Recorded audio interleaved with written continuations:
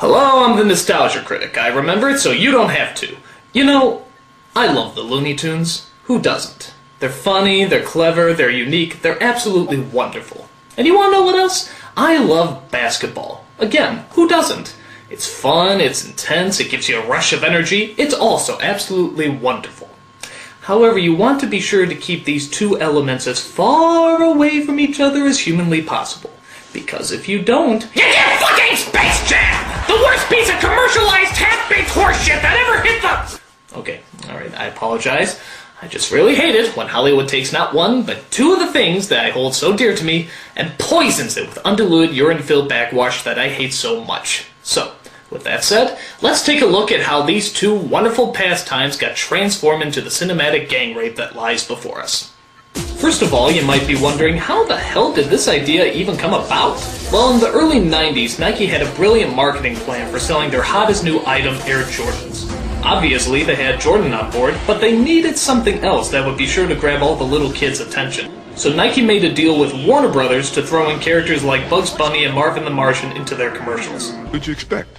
Elmer Fudd? The ads were a huge hit, and soon Bugs Bunny and Michael Jordan became America's top marketing whores, sucking dick for Nike, McDonald's, toy moguls, and too many t-shirt companies to count. Gruesome, ain't it? After this big success, the marketing heads at Warner Brothers got an idea. What if we turn the commercial into a movie, thereby turning the movie into a commercial, thereby producing commercials for commercials?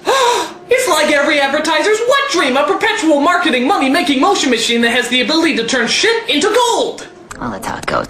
And thus, Space Jam was born, the first film that was quite literally a commercial for a commercial for a commercial.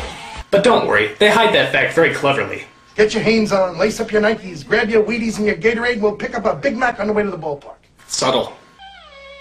But still, a movie with two of America's most treasured icons was a pretty big deal, and we knew that the heads of Hollywood wouldn't just throw any crap together for their money-making prized possessions. Obviously. So tell us then, what's the story? You see, these aliens come from outer space, and they want to make us slaves in their theme park, so we challenge them to a basketball game. But then they show up and they ain't so little, they're huge! We need to beat these guys, because they're talking about slavery. They're gonna make us do stand-up comedy, the same jokes every night for all eternity. We're gonna be locked up like wild animals and then trotted out to perform for a bunch of lowbrow, bug-eyed, fat-headed, humor-challenged aliens! Is it too late to get my money back?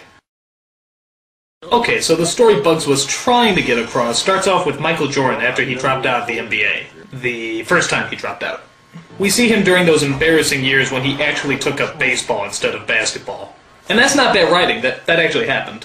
Meanwhile, we travel to, outer space, where the evil ruler of a, theme park on the moon is looking for new attractions. So he sends his aliens to kidnap the Looney Tunes, who live in, the middle of the Earth, where the Looney Tunes retaliate by, challenging them to a basketball game. How many times have we heard that story? We gotta get new agents. We're getting screwed. But before we even get to that, we have to watch dozens of scenes where Michael Jordan is interacting with his family. Smell it, Jeff.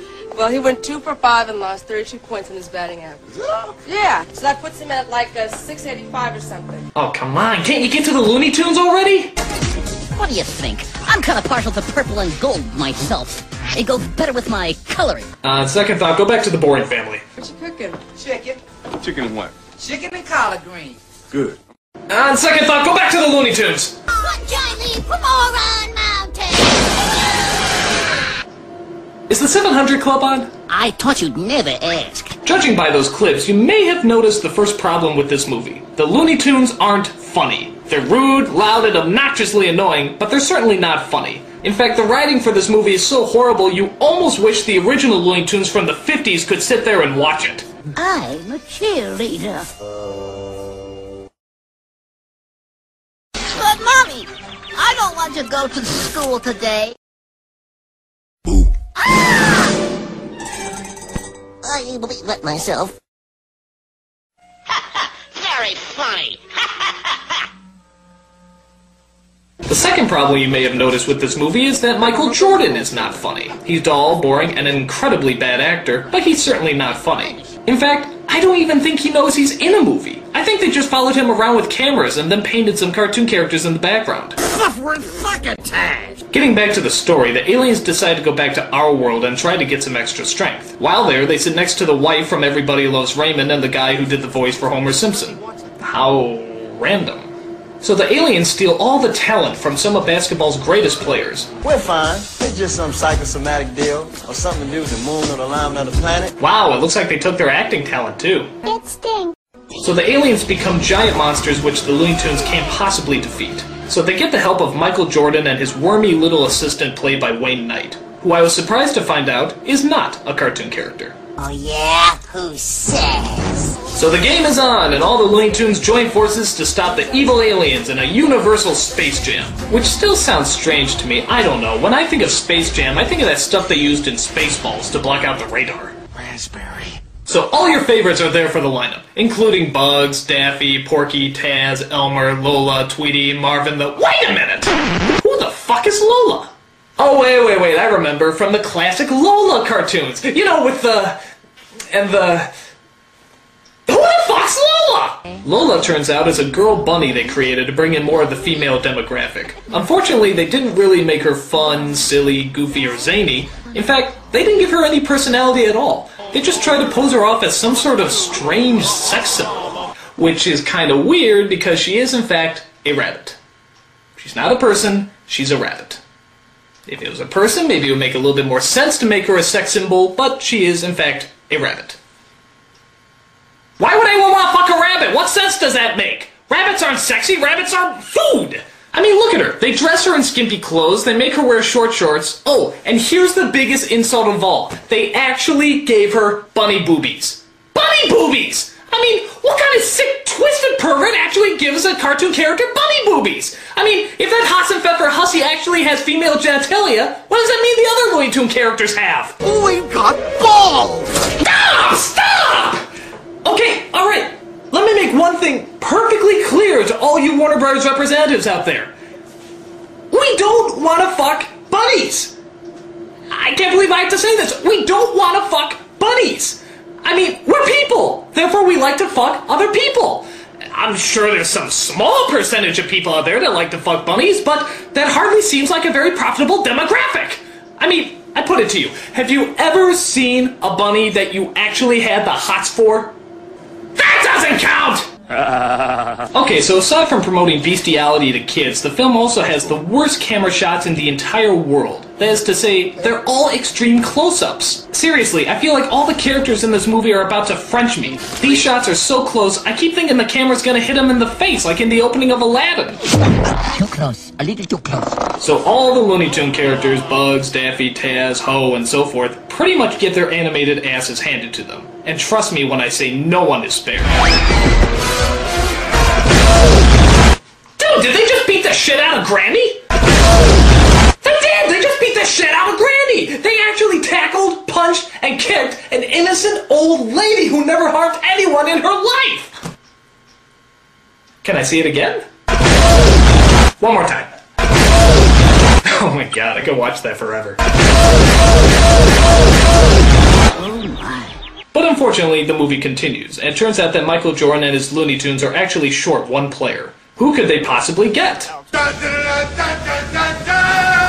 Aw, no, Bill! What are you doing? You still got a career to lose! Perhaps I could be of some assistance. Go! Get out! There's still time! Look, you made it through Larger Than Life, and you made it through The Man Who Knew Too Little, but I just don't think you can survive this! This is why I was born. Okay, I'm gonna give you the name of a director here, Sofia Coppola. She's kind of a newcomer, but she has a lot of promise. Just think about it. Very funny. Of course it comes down to a tied game, and it's up to Michael Jordan to score the final point. But, in a stunning turn of events, they actually don't win. They lose the game, defying all cinematic conventions. Michael Jordan finds out that he is an imperfect human being, a fallen hero.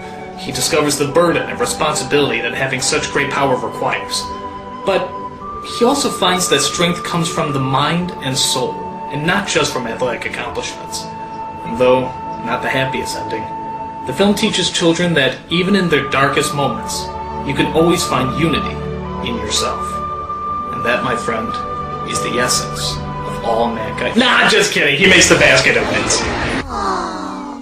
So the Looney Tunes get Michael back home, give the players back their talent, and return to being their phenomenally unfunny selves. But Jordan still has one last thing to settle. Man, you know he doesn't play basketball anymore. You know, he probably doesn't even have it anymore, guys. There's only one way to find out. Welcome back, Michael Jordan! Oh, I see! It's because of the Looney Tunes that Michael Jordan came back to basketball!